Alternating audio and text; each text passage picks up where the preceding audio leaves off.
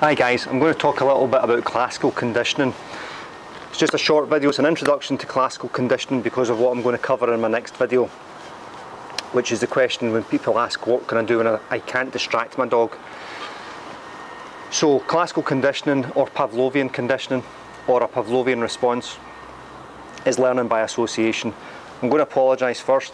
The building just behind me here, it's like a scene from Finding Nemo. There's about 20 seagulls lined across the top of the building and they've been squawking, so as you can probably hear them now, and they seem to squawk every time I start talking. I'm going to switch the camera off to stop, so it's just if you hear them. So, learning by association, examples of it for your dog. Pick up your dog's lead, you get a response from your dog. You pick up your dog's food bowl and you get a response from your dog. You switch off your television at night and your dog will settle down to go to his bed. These are just examples, I know that there's others. Now, the dog has learned that the food bowl, the lead being picked up or the television being switched off around that 11 o'clock at night has got relevance to the dog. You don't need to teach them this stuff, the dog just recognises that has got relevance to me.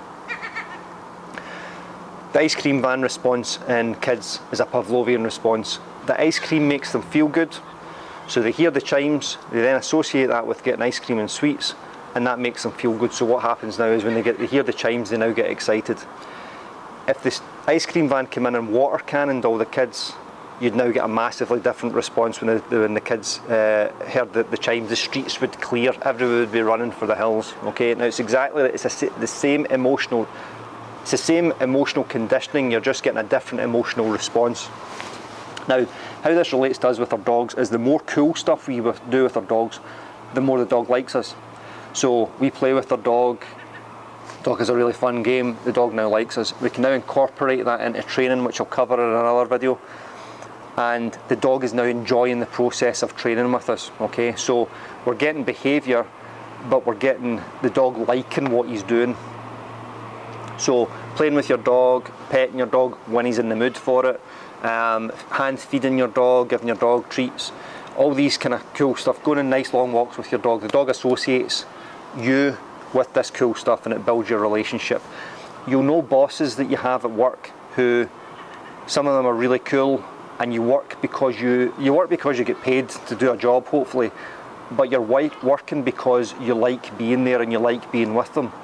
You then get a boss that you don't like and you work because you're getting paid, but your motivation is lower. Okay, so I had a boss years ago, and when he went on holiday, nobody else took their holidays because he was so unpopular. He was a horrible man, and productivity rose when he was on holiday because people were more relaxed. We were more relaxed, we were more motivated to do our job, and you weren't then constantly on edge about making mistakes that you'd be criticised for. So it's hugely, hugely, hugely important. And remember, the more cool stuff you do with your dog, the more your dog will like you, okay? And the more uncool stuff that you do with your dog, shouting at him, hitting him, staring him down, squirting him with a water pistol, rattle can, using metal collars, leash corrections, pinning your dog, all these horrible training techniques through classical conditioning make your dog not like you. Your dog is now behaving in a way to avoid something, which I'll cover. That's operant conditioning or learning by trial and error, which I'll cover in a different video.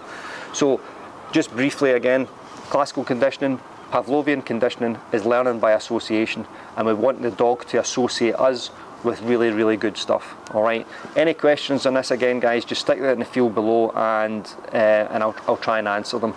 If you're interested in more, Google Pavlov, Ivan Pavlov, Pavlovian conditioning. There's something else. Yeah, but if you Google those two, you'll find a more detailed explanation of them, or check it out on Wikipedia. And I'll see you again. Thanks a lot.